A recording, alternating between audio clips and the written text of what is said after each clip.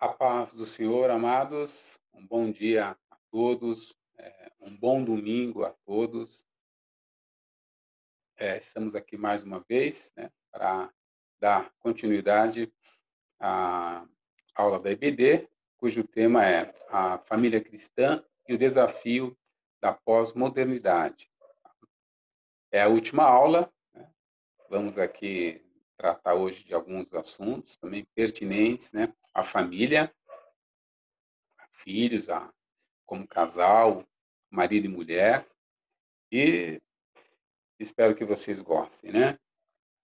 Vamos fazer uma oração para que possamos começar essa aula, tá? Em nome de Jesus, ok?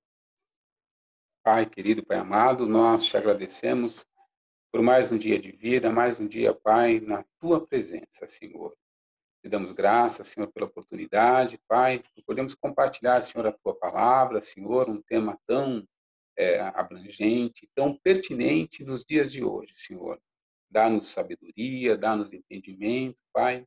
Conduza, Senhor, esta aula, esta reunião. Abençoa aqui esse que vos fala, Senhor. Usa, Senhor, da melhor maneira possível, Senhor. Que tenhamos aí um domingo abençoado por Ti, meu Pai. Em nome de Jesus é que nós te agradecemos. Amém e amém. Amém, amados? Vamos lá. Hoje eu quero começar com uma reflexão. Está lá no livro de Oséias, profeta Oséias. Queria ler o versículo, o capítulo 4, dos versículos do 1 ao 6. Ok? Oséias, capítulo 4, do versículo 1 ao 6. Que diz assim a palavra do Senhor. Ouvi a palavra do Senhor, vós, filhos de Israel, porque o Senhor tem uma contenda com os habitantes da terra, porque nela não há verdade, nem amor, nem conhecimento de Deus. O que só prevalece é perjurar, mentir, matar, furtar e adulterar, e há arrombamentos e homicídios sobre homicídios. Por isso, a terra está de luto, e todo o que mora nela desfalece, com os animais do campo e com as aves do céu, e até os peixes do mar perecem.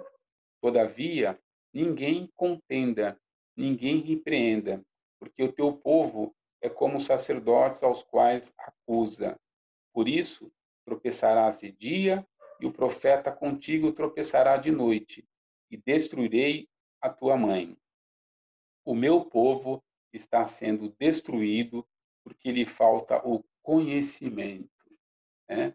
Palavra do Senhor aqui. O meu povo está sendo destruído porque lhe falta o conhecimento, né, da palavra de Deus. Esse livro de Oséias, ele é bem interessante. O profeta Oséias, ele quando a palavra do Senhor, né, chega até ele, né, que diz assim, palavra do Senhor que foi dirigida a Oséias, né, filho de Beere, nos dias de Uzias. No versículo 2, né, quando pela primeira vez falou o Senhor por intermédio de Oséias, então o Senhor lhe disse, vai, toma uma mulher de prostituições, terás filhos de prostituição, porque a terra se prostituiu, desviando-se do Senhor. Aqui uma palavra direta ao povo escolhido, né, ao povo de Deus. Por quê? Porque em função da infidelidade, né, com Deus. Então, o casamento aqui de Oséias, ele é o símbolo da infidelidade de Israel com o Senhor. Então, Israel estava aqui com a idolatria, estava traindo a confiança do Senhor, traindo a palavra do Senhor. Então, o Senhor é que usa, né, Oséias, quando ele faz ele casar com uma prostituta, justamente para exemplificar isso daqui. Então, por isso que ele fala a infidelidade do povo e a fidelidade de Deus. É que Deus detalha toda a sua fidelidade em relação ao povo. E no capítulo 4 ele fala sobre a corrupção geral de Israel. Então, assim, trazendo um pouco para os dias de hoje, né, o que nós, como igreja, né, sofremos hoje também. Né? Uma igreja também que, em parte, se corrompe, né? Em parte, não está seguindo a palavra de Deus. Por isso que ele fala que o meu povo está sendo destruído, porque lhe falta o conhecimento. Então, nos dias que nós vivemos hoje, né, para a igreja falta muito isso, falta o conhecimento da palavra do Senhor. Por isso, esse período de pós-modernidade tem levado a igreja por caminhos, né, diferentes, né, caminhos sombrios, caminhos escuros, caminhos que não condiz com a palavra de Deus. Então, fica essa mensagem para nós como igreja hoje, né, que possamos buscar mais a palavra do Senhor, conhecer a palavra do Senhor, que possamos ter o conhecimento, né, buscando a sabedoria do alto, possamos ter o conhecimento da palavra do Senhor, né? E possamos utilizar como exortação para as nossas vidas, né? Quando ele diz, o meu povo está sendo destruído porque lhe falta o conhecimento, né? Então, que possamos buscar o conhecimento na palavra do Senhor em tempos tão difíceis, né? Como que nós vivemos hoje. Amém? Amém. Então, vamos aqui ao início da ministração. Na aula anterior, nós falamos um pouquinho sobre a família cristã nesse contexto da pós-modernidade, né? Esse contexto que nós vivemos. Então, falamos um pouquinho da pós-modernidade, que trouxe mais liberdade de expressão e pensamento às pessoas, né? Tendo em vista a ideia de que tudo é relativo, da desvalorização de alguns comportamentos já pré-estabelecidos, o modelo de casamento que as famílias estão adotando hoje, né? As novas formas de amar, a família universal. Então, tratamos um pouco disso. Tratamos também sobre hoje o divórcio, um pouquinho sobre o divórcio nesse mundo pós-moderno, né? Sobre os tipos de alianças, de casamentos e alguns conselhos, né, da palavra de Deus, especificamente lá em de Colossenses 2:8, que diz assim: tenham cuidado para que ninguém os escravize a filosofias vãs e enganosas, que se fundamentam nas tradições humanas, os pensamentos humanos, e nos princípios elementares deste mundo, né? E não em Cristo, ou seja, daquilo que vem do mundo e não da palavra de Deus, né? E também, repetindo aquele versículo lá de Filipenses, né? Capítulo 4, versículo 8, finalmente, irmãos, tudo que é verdadeiro, tudo que é respeitável, tudo que é justo, tudo que é puro, tudo que é amável, tudo que é de boa fama. Se alguma virtude há e se algum louvor existe, seja isso que ocupe o vosso pensamento. Ok, amados? Tratamos também um pouquinho sobre o sincretismo religioso, que é aquela fusão de doutrinas, né? Que hoje está sendo muito utilizado nas igrejas. As igrejas estão buscando doutrinas de outras religiões, né? Trazendo aqui para a nossa religião, para o cristianismo, e colocando isso em prática na sua liturgia, nos seus cultos, o que não é agradável a Deus, né? Sobre os amuletos, né? A chave da vitória, a rosa ungida, a toalha ungida, o copo com água. Então, que possamos buscar, pela nossa fé em Deus, buscar a palavra do Senhor, né? Ter fé em Deus, por meio do nosso Senhor Jesus Cristo. Amém? Nós não precisamos desses amuletos, né? Não precisamos disso. E hoje nós vamos entrar dentro do tema de família, né? Vamos entrar no tema a família como plano divino. Veja como a palavra de Deus ela é rica, né, em palavras, em conselhos, em mandamento, né, para a família. Então, para começar, o que nós podemos dizer? Que nós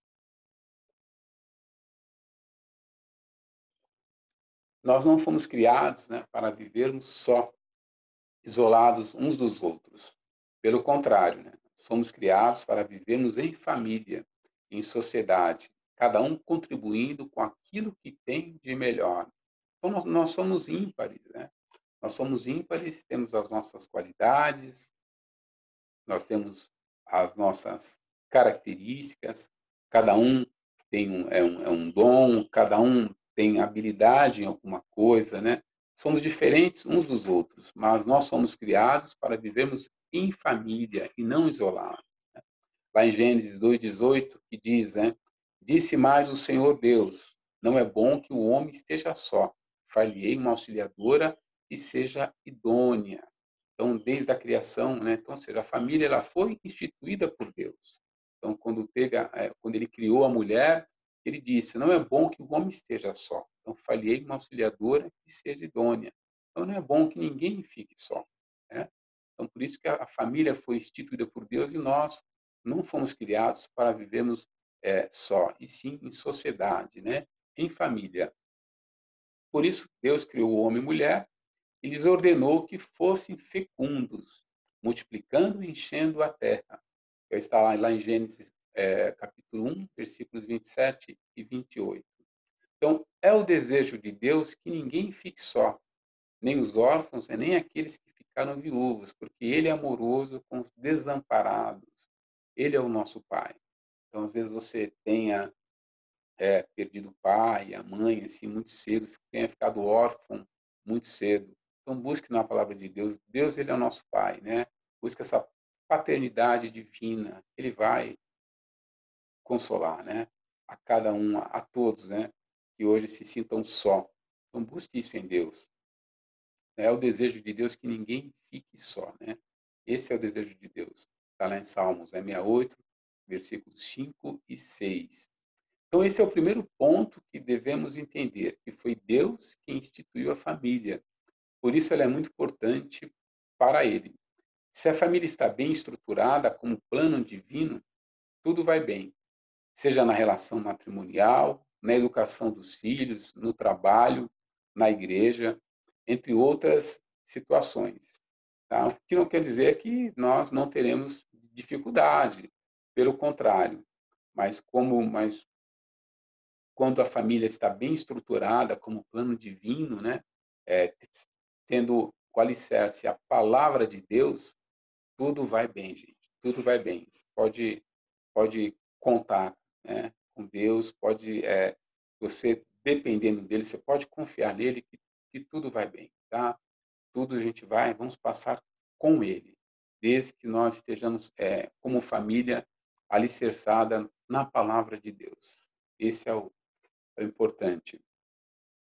Amém? Então, a família como plano divino, a família como instituição, né? Foi criada por Deus.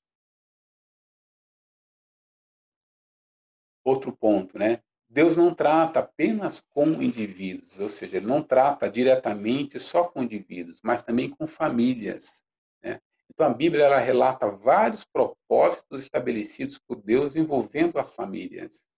Então, veja, por isso, Deus instituiu a família, não foi somente por acaso, ele tem uma palavra específica, né, para nós, como família também. Veja o livramento de Deus para Noé e sua família, lá em Gênesis 6:18, né, quando a palavra diz, ó, contigo, porém, estabelecerei a minha aliança, entrarás na arca, tu e teus filhos, e tua mulher e as mulheres de teus filhos. Veja como ele coloca no plano, o plano de Deus está incluso em a família. Interessante. Veja a promessa que Deus fez a Abrão, né? Inicialmente Abrão, depois passou a ser Abraão.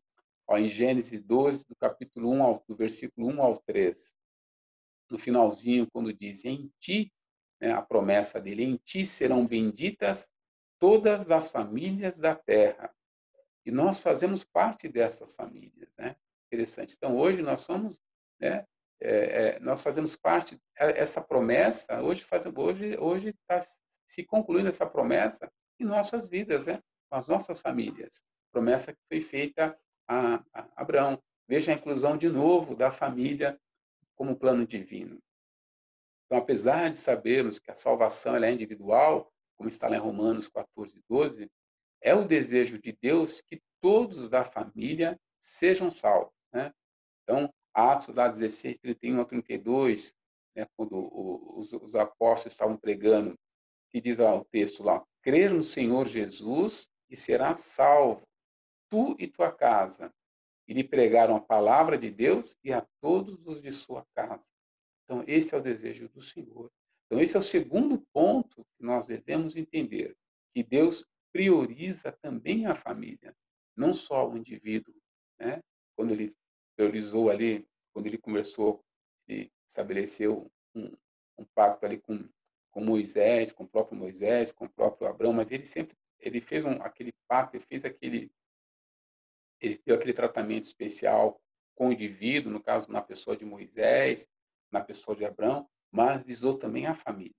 Isso é importante. É o segundo ponto que devemos entender, que Deus ele prioriza também a família, porque é a criação dele.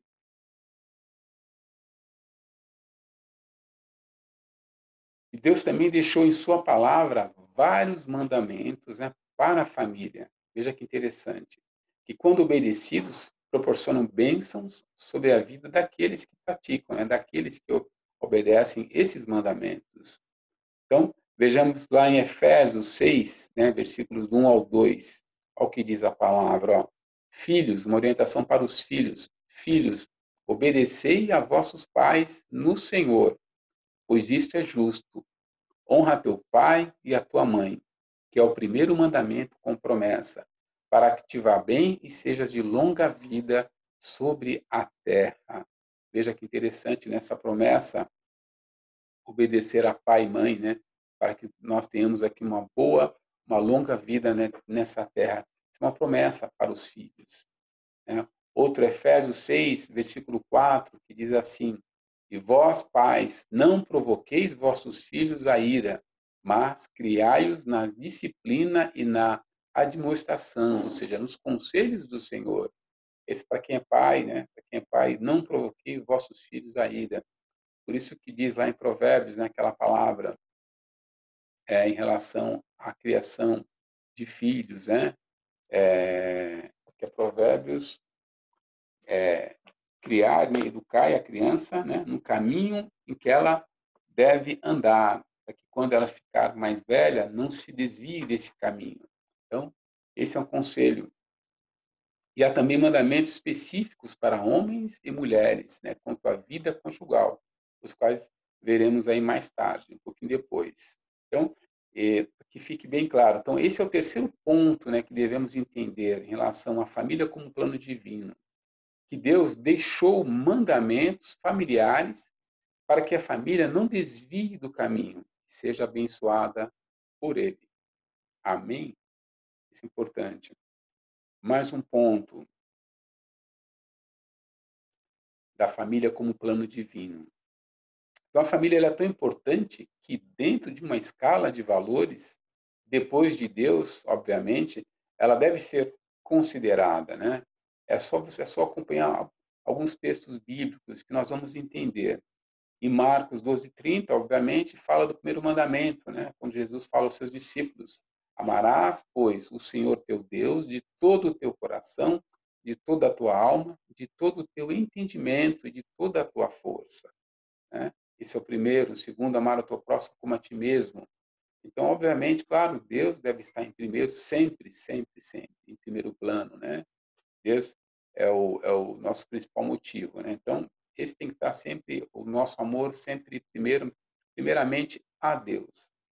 Veja lá a carta do apóstolo Paulo, né, a Timóteo, capítulo 3, dos versículos 2 ao 5, né, quando ele fala da qualidade, ou seja, das qualidades do ministro, né, ou seja, aqui ele fala em relação ao bispo, que diz assim: é necessário, portanto, que o bispo seja irrepreensível, marido de uma só mulher, né?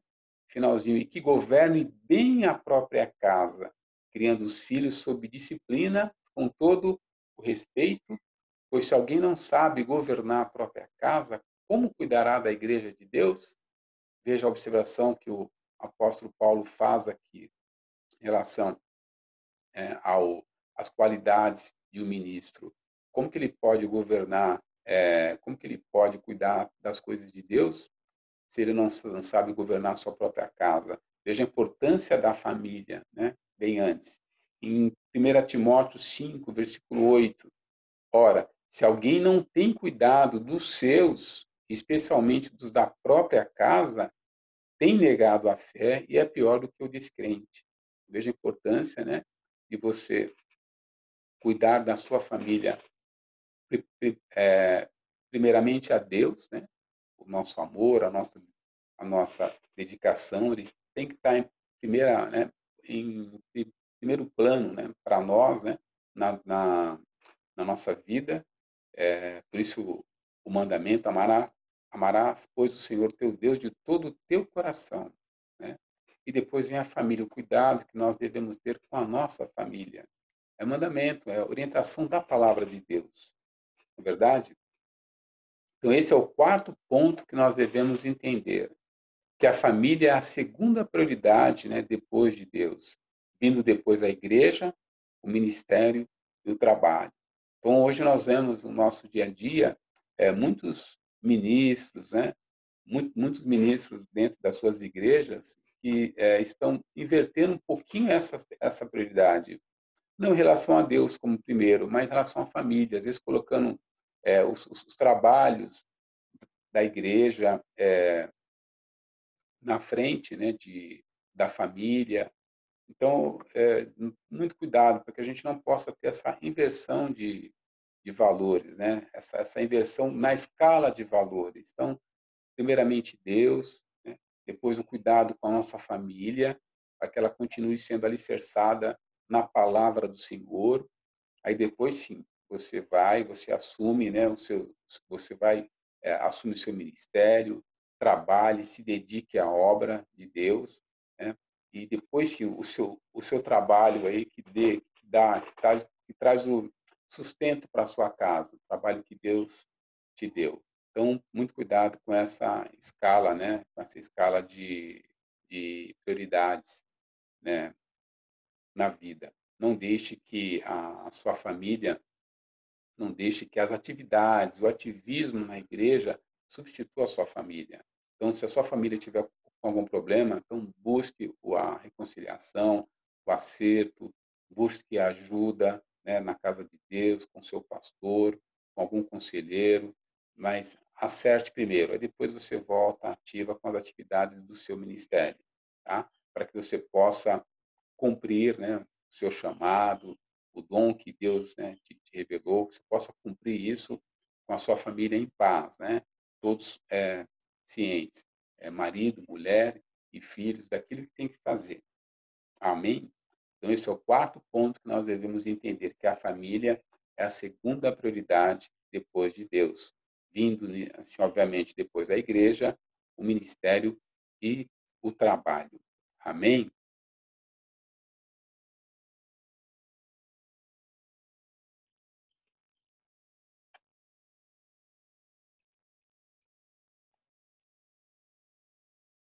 Ok, 4, 3.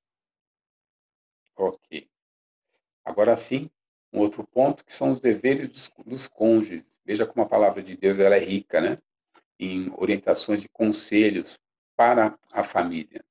Então, assim como a Bíblia possui uma palavra específica para a família, ela também possui diversos conselhos para o casal, homem e mulher, para que eles tenham uma vida conjugal abençoada por Deus.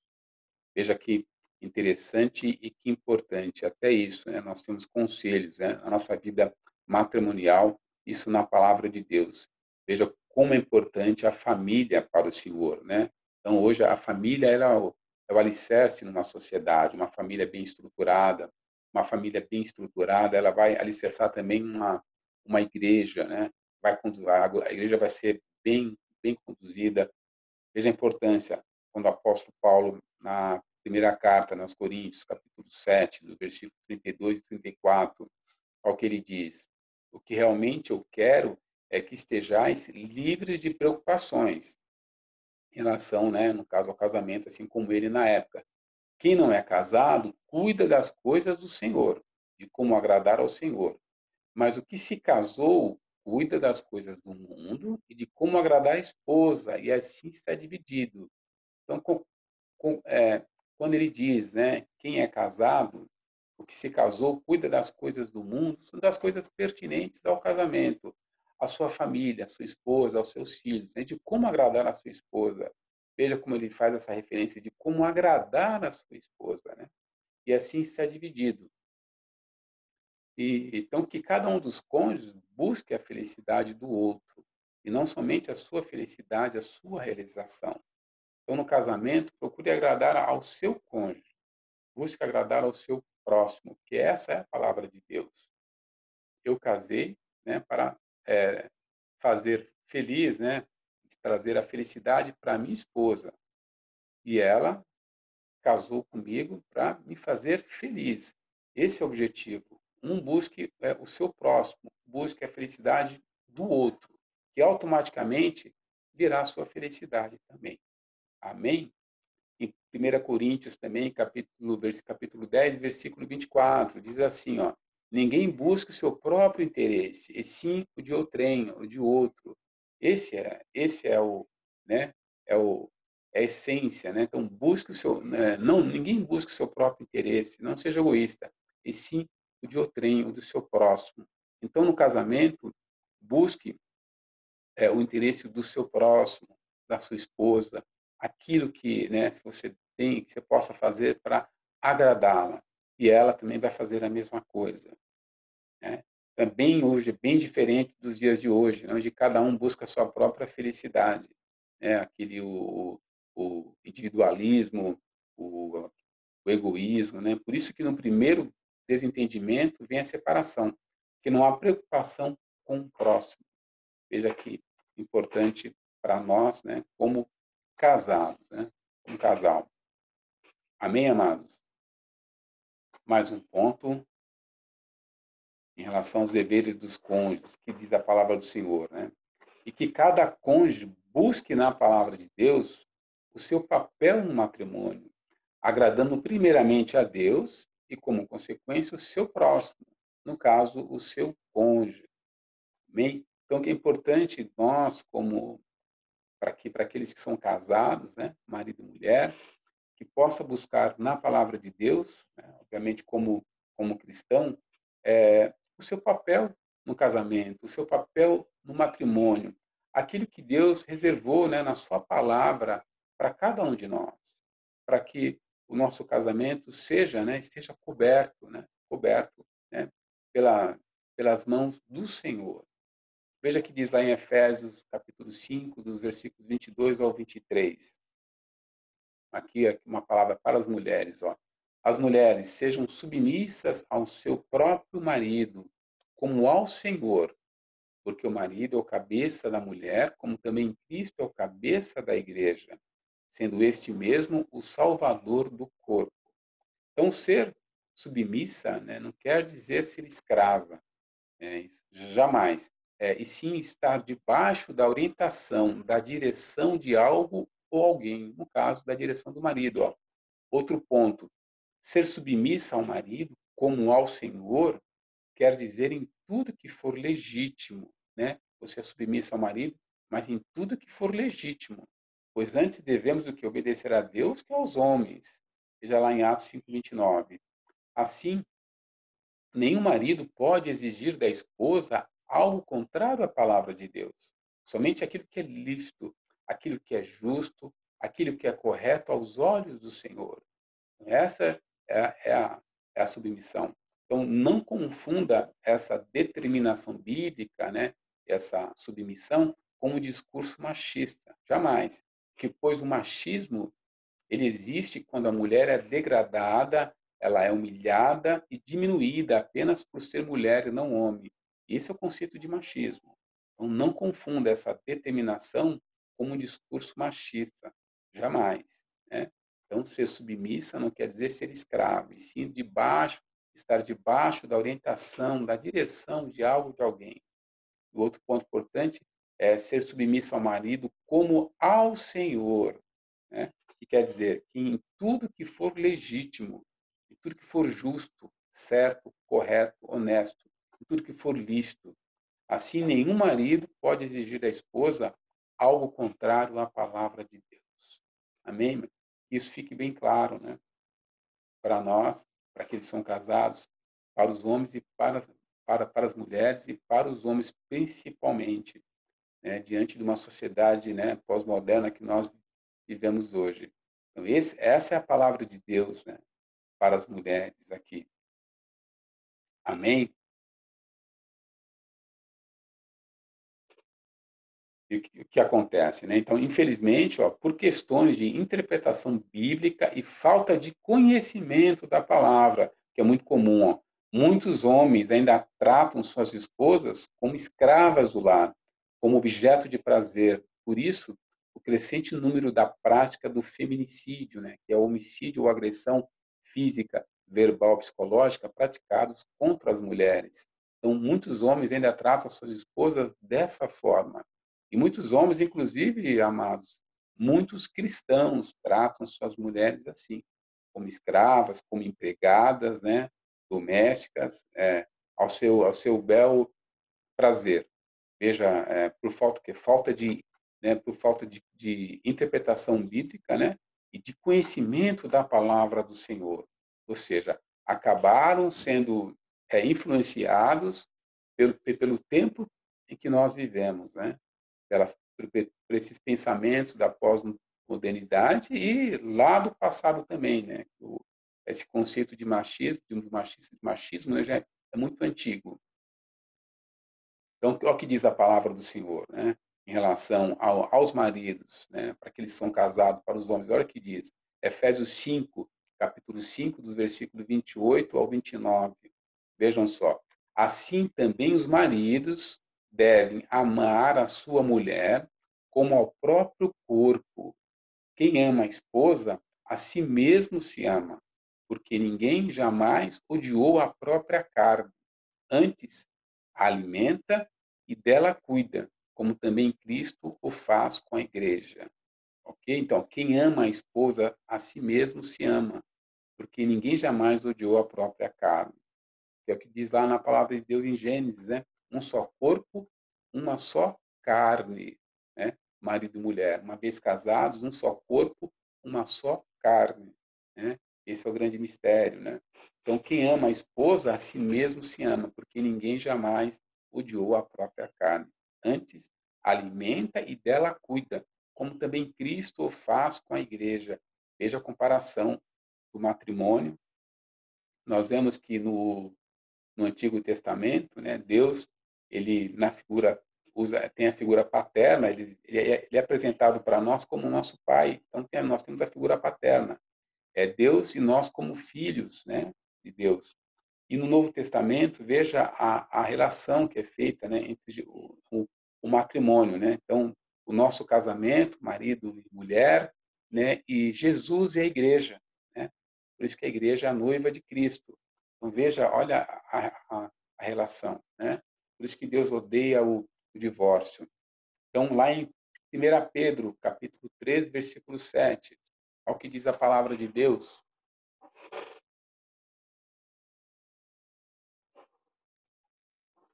maridos, para os homens, vós igualmente vivei a vida comum do lar com discernimento e tendo consideração para com a vossa mulher como parte mais frágil. Tratai-a com dignidade, porque sois juntamente herdeiros da mesma graça de vida, para que não se interrompam as vossas orações. Veja que interessante. Tratai, né? Viver a vida comum do lar, com discernimento e tendo consideração para com a vossa mulher como parte mais frágil. Tratai-a com dignidade, porque sois juntamente herdeiros da mesma graça de vida, para que não se interrompam as vossas orações. Tá? Então, às vezes, muitas orações, muitas petições é, são interrompidas porque o casamento não está bem, né? O tratamento do marido com a sua esposa não está indo bem. Então, como diz aqui a palavra, para que não se interrompam as vossas orações, veja a contrapartida. Então, cabe aos maridos, né, cuidar bem das suas esposas, tratá-las bem, né, educação, respeito, com muito amor e consideração, para que as orações do casal sejam, né, aceitas pelo Senhor. Então, se o casal seguir fielmente o seu papel bíblico no matrimônio, haverá equilíbrio na relação e juntos estarão fazendo a vontade de Deus. Tá? Essa parte mais importante. Então, é só seguir fielmente o que diz a palavra do Senhor, né, no matrimônio, respeitando cada um, né, respeitando cada um o seu papel, fazendo o seu papel, né, cumprindo o seu papel como cristão, como está na palavra de Deus. Né? Nós somos diferentes, né? Então, é homem e mulher, né? Então, sexo masculino e feminino, cada um com as suas características. Por mais que o homem queira, ele nunca vai fazer tudo aquilo que uma mulher faz, né? É uma característica diferente. E a mulher a mesma coisa. Por mais que ela queira, ela nunca vai conseguir fazer tudo aquilo que o homem faz. Então, nós temos diferenças, né? De várias formas. Nós temos diferenças. Então, e a palavra de Deus ela mostra para nós, mostra como casal, como casado, o papel de cada um e aquilo que foi determinado por Deus, tanto para os homens como para as mulheres na vida conjugal. Amém? E aqui as considerações finais, né, em relação a essa sociedade pós-moderna que nós vivemos hoje. Então, nós podemos observar o que? O estrago, né, que o período em que vivemos está fazendo com a família de um modo geral. Por isso é grande o desafio do cristão, né, da família cristã diante de uma sociedade pós-moderna. Então, como foi dito nas aulas anteriores, né? Então, para nós como família cristã, então qual o nosso desafio, né? É continuar firmes, né, na palavra do Senhor, né? E influenciar cada vez mais outras vidas, né? Evangelizar, dar o que? Dar o nosso testemunho de vida, principalmente como casal, né? Dar o nosso testemunho de vida para que famílias sejam influenciadas, né? E não sejam influenciadas por aquilo que a sociedade prega hoje, e seja influenciada pela palavra do Senhor. Então, para nós, né, um testemunho ele vale muito mais do que 1000 palavras. Então, o testemunho é muito importante para que nós possamos fazer a diferença nessa sociedade pós-moderna, para que possamos ser luz, né, desse mundo e sal dessa terra, como está lá na palavra no Evangelho de Mateus. Então, uma sociedade que está hoje adoecida, né, essa sociedade pós-moderna, com a sua nova maneira de pensar, deixando de buscar a verdade coletiva, que é a verdade absoluta, para a verdade individual, aquela verdade particular, e com várias verdades particulares, né?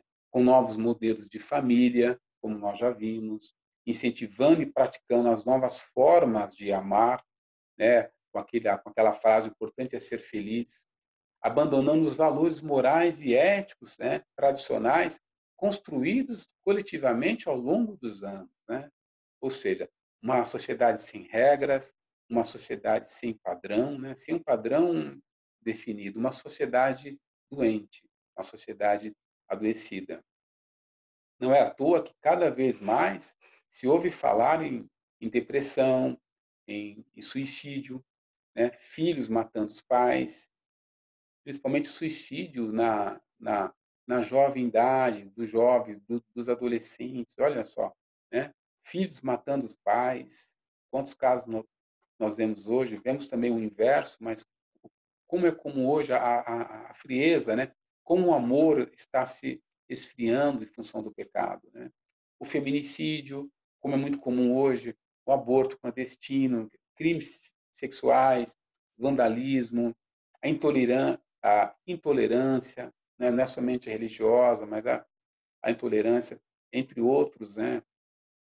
Entre outros assuntos. Então, tudo isso é fruto de uma sociedade corrompida, né? Que possamos nos manter firmes, né? Como família cristã, né? Alicerçadas na palavra do Senhor. Isso que cabe, que é importante para nós, que possamos nos manter firmes como família cristã, alicerçadas na palavra do Senhor. Amém, amados? Então, nós vimos nesta aula, nessas 4 aulas daqui da EBD, cujo tema Família Cristã e os Desafios da Pós-Modernidade, o quão, né, está corrompida a nossa sociedade, o quanto ela está adoecida. Então, nós abordamos um pouco das mudanças de valores, né, que aconteceram, que estão acontecendo. Falamos um pouco sobre o relativismo, um pouco sobre a falta da busca da verdade absoluta, daquela verdade coletiva, daquela verdade com bom senso. Então, hoje, cada um busca a sua verdade e fica com a sua verdade, e às vezes ele tem múltiplas verdades, não se questionam mais, né? Ou seja, uma sociedade é um mundo de incertezas. Então, falamos um pouquinho também sobre o sincretismo religioso, sobre o sincretismo de uma forma geral, mas também, principalmente do religioso, né, de como dessa fusão, né, de não só de doutrinas religiosas, mas também políticas e outras mais que têm influenciado muito essa sociedade, né, daquela frase em relação à religião que todos os caminhos levam a Deus, o que é contrário à palavra de Deus, né? Que a sua palavra fala que Jesus é o caminho, né? É a verdade e a vida, né? Ninguém vai ao Pai se não passar por Jesus. Então, veja como está complicada essa sociedade que nós vivemos. Falamos um pouquinho também sobre o pragmatismo, né? Aquela forma de fazer as coisas de qualquer, buscando somente o resultado, sem questionar a forma como foi feito. O importante é o resultado final, né? O que acontece muito hoje, que é muito comum hoje no mundo corporativo, que está invadindo as nossas igrejas, né? Então nós temos líderes religiosos aí buscando o crescimento da igreja, buscando uma arrecadação de dízimos e oferta a qualquer custo, né? Então, você veja a filosofia do pragmatismo, que é uma corrente dessa sociedade pós-moderna entrando nas nossas igrejas, né? Veja que ruim, como é ruim. Da mesma forma também, a questão da interpretação bíblica também, em relação também a um pouco do relativismo. Então, recentemente, nós tivemos aí um vídeo de um jovem pastor, no qual ele afirma que a Bíblia não é a palavra de Deus. Eu vejo a influência desse mundo pós-moderno nas pessoas quando elas estão despreparadas, né? Olha como falta o conhecimento da palavra de Deus, né? Como é importante. Então, meu povo está sendo destruído porque falta conhecimento da palavra. É verdade, amados. E vários outros aspectos, né, em relação às mudanças de valores na nossa sociedade que nós estamos enfrentando hoje. E muitos desses valores estão sendo ratificados e amparados pela nossa justiça, né? E é tudo aquilo que vai contra a palavra de Deus. É como nós vimos nos novos modelos de famílias, novos modelos de casamento e, e outros mais, né? Tudo aquilo contra a palavra do Senhor. Amém, amados? Amém. Que vocês possam, né, que tenham gostado desse tempo, no qual nós abordamos aí, né, um pouco sobre os pensamentos dessa sociedade pós-moderna que nós vivemos hoje. E na próxima aula vai entrar um novo tema. A nossa irmã Kátia Rodrigues, ela vai entrar com um tema que é o Deus de alianças, tá? Um tema muito interessante, muito pertinente também, para vocês verem as alianças, né, que tem na palavra do Senhor, né? Quando a gente fala de aliança, não estamos falando de um contrato, né? Um contrato onde tem início e fim. Não, não, uma aliança, estamos falando de uma aliança da mesma forma que nós temos, quando nós casamos, colocamos aqui uma aliança no dedo, que é um círculo, né? Que é um infinito. Então, a aliança com Deus, ela é eterna. Amém, amados? Ela é eterna. Então, vai ser muito interessante esse tema, que a Kátia Rodrigues, ela vai começar a trabalhar com a gente aqui na próxima aula, né? No próximo domingo. Ok, amados? Então, eu fico por aqui. Que Deus aí abençoe a todos. O meu agradecimento à igreja, à IBAV, pela oportunidade, aos nossos pastores, tá? Ao pessoal da mídia, ao pastor Felipe, ao Danilo, né? Pela grande ajuda que tem dado todos esses domingos, tá? É, que Deus possa, né, nos abençoar, que Deus abençoe a Kátia nesse próximo tema e os demais que virão também após a aula dela, ok? Então, tenham todos um bom domingo, uma boa palavra, né? mais tarde da nossa igreja, tá? Tenha um domingo abençoado por Deus. Que Deus abençoe a vida de vocês, tá? Um grande abraço e fique com Deus. Amém.